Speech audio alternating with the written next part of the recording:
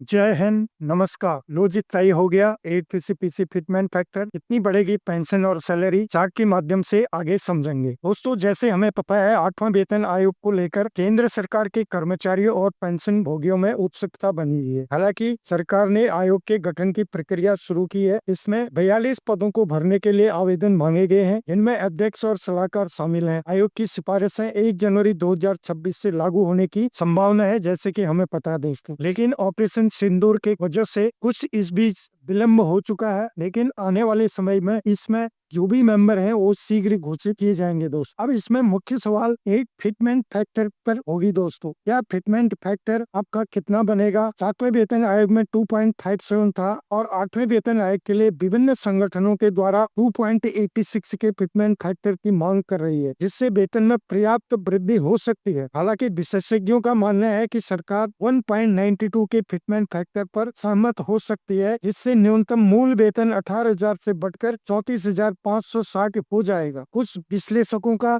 यह भी अनुमान है कि यदि महंगाई भत्ता को समायोजित किया जाए तो फिटमेंट फैक्टर 2.28 हो सकता है, जिससे न्यूनतम वेतन 41,000 तक पहुंच सकता है। जैसे हमें पता है दोस्तों, पिछले वेतन आयोगों के अनुभव के अनुसार उच्च फिटमेंट फैक्टर का मतलब हमेशा वास्तविक वेतन वृद्धि नहीं होता। उदाहरण के लिए 6वें वेतन आयोग में फिटमेंट फैक्टर 1.86 था, लेकिन वास्तविक वेतन वृद्धि लगभग 54% थी। वहीं 7वें वेतन आयोग में फिटमेंट फैक्टर 2.57 था, लेकिन वास्तविक वृद्धि केवल 14.2% रही। अर्थात कि आपका डीए कितना उस टाइम रहेगा, और फिटमेंट फैक्टर डीए यानी कि महंगाई भत्ते के आधार पर ही आपका निर्धारित किया जाता है। उसके अलावा सरकार के द्वारा आपको कितना दिया जाएगा उस पर निर्धारित होता है दोस्तों। आज हम समझेंगे कि तथ्यों के आधार पर आपका करेक्ट फिटमेंट फैक्टर कितना होना चाहिए, वो हम समझेंगे पूरे तथ्यों के आधार पर। तो वीडियो में आगे बढ़े उससे पहले मेरा आपसे रोज की तरह अनुरोध रहेगा, चैनल में पहली बार विजिट कर रहे हैं या चैनल को अभी तक सब्सक्राइब नहीं किया तो सब्सक्राइब करें, साथ में बेल आइकन की घंटी जरूर दबाएं ताकि आपको आगे भी नोटिफिकेशन मिलते रहे दोस्तों। तो चलो शुरू करते हैं। अब साथियों, फिटमेंट फैक्टर समझने से पहले हमें 7th सेंट्रल पे कमीशन की रिपोर्ट को समझना बहुत जरूरी है। ये government of India report of the 7th central पे कमीशन है। इसके अब जब आप पेज नंबर 4.2.9 पर जाएंगे तो यहाँ पर स्पष्ट किया है कि 2.5% फिटमेंट फैक्टर कैसे निकला और कितनी आपकी मिनिमम सैलरी में वृद्धि हुई। यहाँ पर लिखा the cost estimated from step 7 is next round of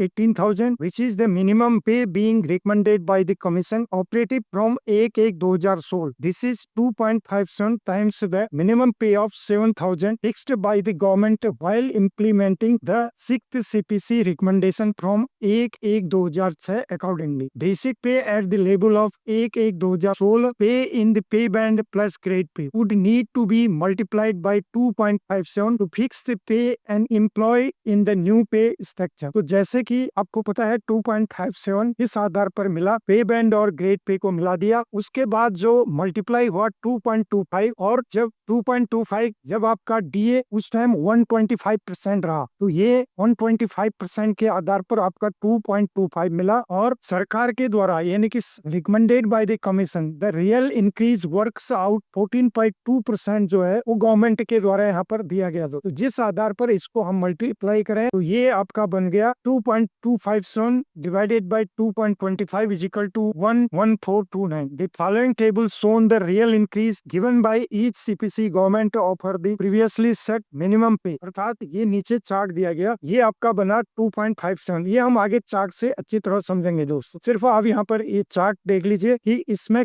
कैसे बढ़ोतरी हुई है। सेकंड सीपीसी में 14.2, थर्ड सीपीसी में 20.6, फोर्थ सीपीसी में 27.6, फिफ्थ सीपीसी में 13.0, सिक्स्थ सीपीसी में 54.0 और सेवंथ सीपीसी में 14.3% ये गवर्नमेंट के द्वारा निर्धारित किया गया, अर्थात दिया गया। तो सबसे ज्यादा यहाँ पर आप देखें सिक्स्थ सीपीसी में 54.6 यहाँ पर दिया गया है। आगे हम चार्ट से समझेंगे इसको भली बात कैसे इसको निकाला गया। अब इस पेज में हम चलें, इसमें आप फिटमेंट फॉर्मूला देखें। 7th सीपीसी का जैसे हमने देखा उस टाइम डीए 125% था, जिसको मिला तो 2.25 आपका निकला, और इंक्रीज जो गवर्नमेंट के द्वारा दिया गया 14.3% का, इसका हम कैलकुलेशन करें तो 0.32 निकलता है। तो टोटल फिटमेंट फैक्टर 2.25 प्लस 0.32 तो 2.57 ये फिटमेंट फैक्टर आपका 7th सीपीसी में निकला। सेम इसी तरह आपको 8th सीपीसी में भी फिटमेंट फैक्टर निकलेगा दोस्त। जैसे हमें पता है अभी DADR आपका 53% है, 1 जनवरी 2026 तक 4% भी बढ़ा तो आपका DA 61% तो होगा। 60 से 61% तक ही बढ़ोतरी मिल सकती है, इससे आगे नहीं जाएगा दोस्त। तो यदि हम 61% माने तो 1.61 यहाँ पर आपका मर्ज के बाद बना, और गवर्नमेंट ने यदि हम मिनिमम जो हमने लिया 14.2% यदि मिनिमम वो देती है तो उसका मिलेगा 0.23, तो टोटल फिटमेंट फैक्टर आपका 1.84 होगा दोस्त। यदि हम मैक्सिमम ले, मैक्सिमम जो कि 6th CPC में 54% दिया था, तो DA हमारा 61% 1.61 और इंक्रीज बाय गवर्नमेंट 54.1% यदि वो देता है तो 0.87 ही बनता है। इनको हम जोड़े तो टोटल पिगमेंट फैक्टर 2.48 आपका बनेगा, अर्थात मिनिमम 1.84 यदि मैक्सिमम बनेगा तो 2.48 से ऊपर आपका फिटमेंट फैक्टर नहीं जाएगा दोस्त। जैसे कि आप देख पा रहे हैं तथ्यों के आधार पर जो आपने कैलकुलेशन निकाला, ठीक इसी तरह से आपका कैलकुलेशन वहां पर रहेगा, क्योंकि ये सारा डिपेंड करता है आपके DA पर, और DA आपका 61% से ऊपर जाने वाला नहीं है दोस्त। तो अब यदि मिनिमम फिटमेंट फैक्टर 1.84 रहा और मैक्सिमम 2.48 रहा तो आपका पेंशन में कितनी वृद्धि होगी वो चार्ट से हम समझ लेते हैं। तो ये दोस्तों यहाँ पर चार्ट लिया है हमने सिपाही का OROP 3 से। इस कॉलम में आप बेसिक देखेंगे, फिटमेंट फैक्टर यानी कि 1.84 जो हमने निकाला, उसके साथ आपका 8th CPC में मिनिमम कितनी पेंशन बनेगी, और फिटमेंट फैक्टर 2.48 के साथ 8th CPC में मैक्सिमम आपका कितनी पेंशन बनेगी, इस कॉलम में आपको देखने को मिलेगी। यहाँ पर हमने लिया सिपाही का जिसकी बेसिक 20463 है, यदि मिनिमम 1.84 से लेते हैं तो 37652 उसकी बनेगी, और मैक्सिमम 2.48 से लेते हैं तो 50748 उसकी बनेगी। सिपाही MACP 1 यानी कि नायक MACP नायक जिसको मिला है 21488 OROP 3 में, उसका बेसिक है तो उसको मिलेगा 39538 और मैक्सिमम मिलेगा 53298। सिपाही MACP 2 यानी कि MACP हवलदार जिसको मिला है सिपाही को, उसकी बेसिक 22476, मिनिमम उसका 41356 हो जाएगा, मैक्सिमम 55740। नायक का 235679 जिसकी बेसिक है, उसकी मिनिमम 43336 हो जाएगा, मैक्सिमम 58415 उसकी पेंशन हो जाएगी दोस्तों। नायक MACP हवलदार या हवलदार जो प्री 2006 के हैं, या ऑनरी नायक सुबेदार जिनकी बेसिक 24763 है, उनकी मिनिमम 45564 हो जाएगी और मैक्सिमम 61412 हो जाएगा। दो हवलदार 24 साल MACP नायक सुबेदार यदि है 26825 उसकी बेसिक, मिनिमम उसकी 49358, मैक्सिमम 66526 हो जाएगा दोस्तों। हवलदार 26 साल MACP नायक सुबेदार यदि 26900 उसका बेसिक है तो मिनिमम उसकी हो जाएगी 49496, मैक्सिमम 66712 हो जाएगी। ऑनरी नायब सुबेदार यदि उसकी बेसिक 25738 है, मिनिमम 47358 और मैक्सिमम 63881 हो जाएगी। नायब सुबेदार 27950 जिसकी बेसिक है, मिनिमम 51428 और मैक्सिमम 69316। सुबेदार 31500 जिसकी बेसिक है, मिनिमम 57960 और मैक्सिमम 78120। सुबेदार मेजर 34425 जिसकी है, मिनिमम 63342, मैक्सिमम 85372। ऑनरी लेफ्टिनेंट 41200 जिसकी बेसिक है, उसकी हो जाएगी 75808 और मैक्सिमम 102176। ऑनरी कैप्टन जिसकी बेसिक 43675 है, उसकी मिनिमम हो जाएगी 80362, मैक्सिमम हो जाएगी 108314। तो ये दोस्तों फिटमेंट फैक्टर मिनिमम 1.84 के आधार पर इस कॉलम में आप देख लें, और मैक्सिमम 2.48 के आधार पर इस कॉलम में आपकी पेंशन बनेगी। जिसका इसमें बेसिक नहीं आया है वो बेसिक को अपना 1.84 या 2.48 से मल्टीप्लाई करके चेक कर सकते हैं। तो इस आधार पर आपकी 8th CPC में पेंशन में वृद्धि होगी दोस्तों। लेकिन ध्यान देने वाली बात यह है दोस्तों कि आपका DADR 0 रहेगा, जैसे जैसे आगे DADR बढ़ेगा फिर इसमें जुड़ता जाएगा। तो ये थी आज की जानकारी आपको ठीक लगी, वीडियो को लाइक शेयर जरूर करें। फिर मिलते हैं किसी अन्य अपडेट में, तब तक के लिए जय हिंद जय भारत।